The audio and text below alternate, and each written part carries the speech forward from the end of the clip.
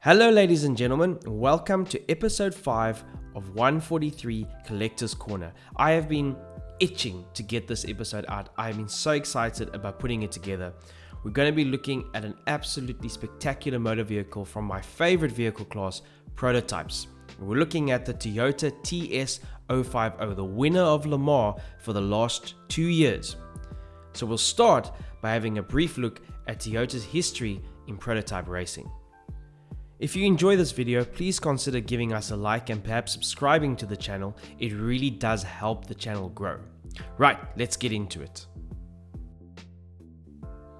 Toyota first entered endurance racing in the late 1960s with the very unique and slightly bizarre Toyota 7. While the 7 did have some success, most notably winning the Fuji 1000 kilometers in 1968 and 1969, it was only in 1985 that the giant manufacturer attempted to survive Le Mans. After 2 years working alongside partner teams, Toyota entered the first fully fledged tarmac warrior in 1987, the 87C. While she is certainly a stunner, the results for the 1987 Le Mans race don't paint a particularly successful picture. Toyota number 36 ran out of fuel, while number 37 suffered engine failure. Toyota soldiered on, however, and remained in endurance racing and Le Mans in the years that followed, finishing second in the 1992 24-hour race with the TS010 and second yet again in 1994 with the 94CV. Victory in that race slipped from their grasp in the final 90 minutes when a transmission failure relegated them to second place. Toyota made one more effort for Le Mans glory in the 90s with the TS020, also known as the GT1, the name of the road car. The new prototype was mighty fast in a straight line, but tyre blowouts cost the GT1s dearly, and only one would finish the race, 25 laps behind the leader in 9th place. In the early 2000s, Toyota turned their hunt for glory to F1 and would not be seen at Le Mans again until 2012, when the TS030 was unveiled for endurance racing. The new hybrid immediately displayed power and speed, keeping up with the dominant Audis. Toyota even managed to claim the FIA World Endurance Championship in 2014. Yet a Le Mans victory remained beyond their reach, and various setbacks would undo excellent qualifying and race pace. Most notably, and perhaps most agonizingly, was the 2016 Le Mans race, the first year Toyota entered the TS050.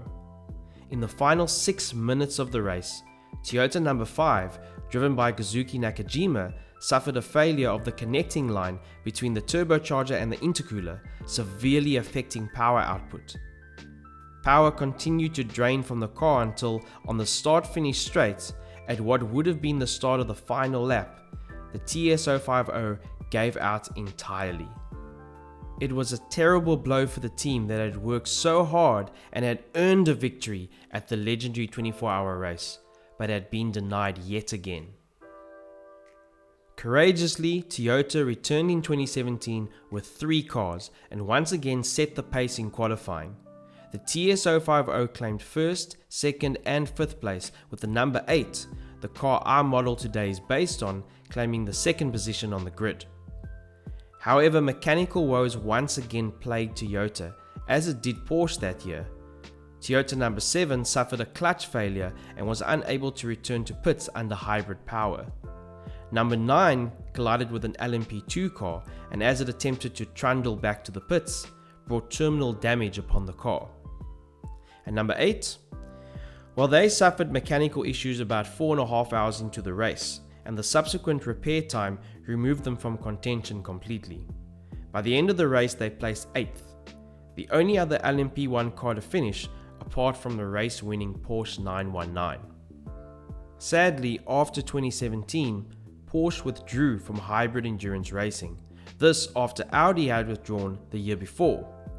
While this is widely believed to be as a result of parent company Volkswagen's emissions scandal, the result was that only one hybrid team remained for the Le Mans race in 2018. The TS050 would finally claim the victory Toyota had come so close to achieving. I guess it's just a pity it had to be without the rivals that they deserved to defeat.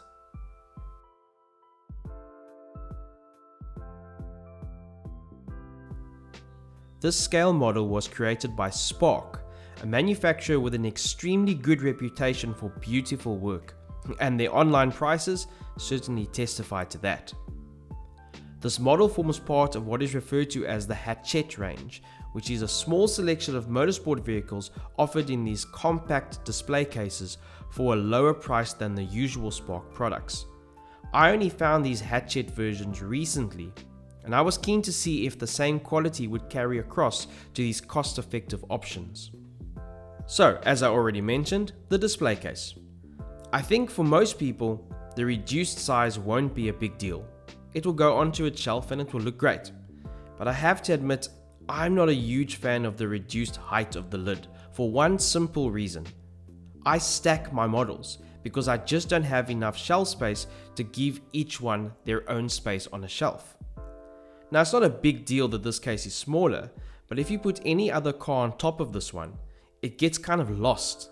So I would need to keep these Hachette models on the top of any stack. Like I said, not a big deal, but it is a factor. I would have liked it if they kept the standard height for the lid.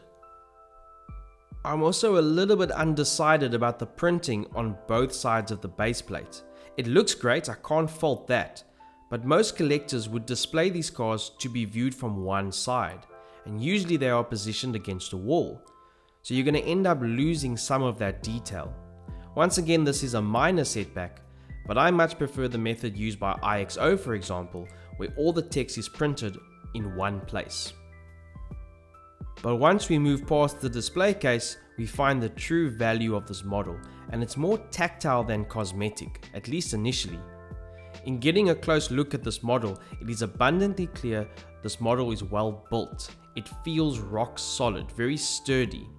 With some of the models I have photographed, I'm almost nervous handling the car, but with this one, I had no such problems. It feels firm.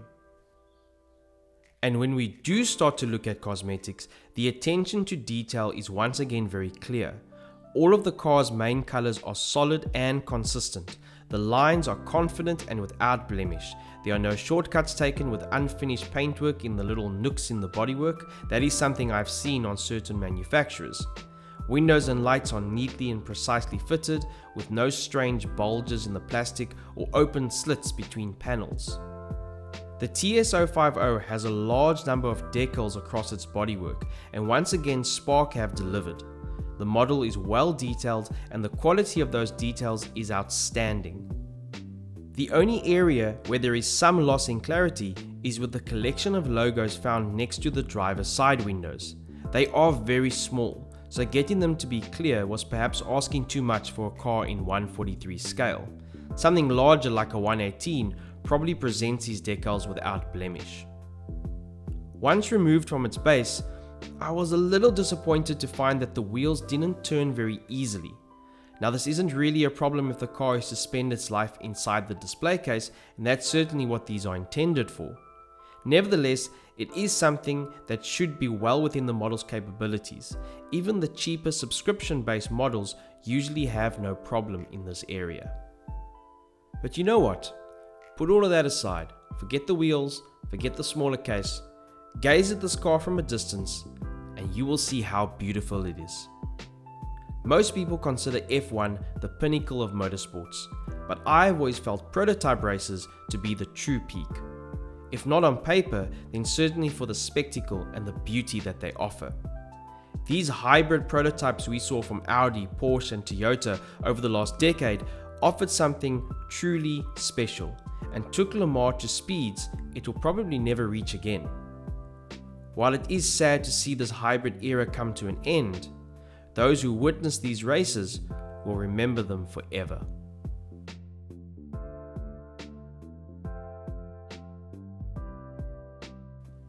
As always guys, I hope you enjoyed this brief look into Toyota's prototype history as well as the model that was on display. If this video did do something for you, please join our little online community of model lovers by subscribing to this channel and checking out our future content. We'll continue to look at a variety of scale models from the racing world. Please stay safe, and I'll see you all again soon.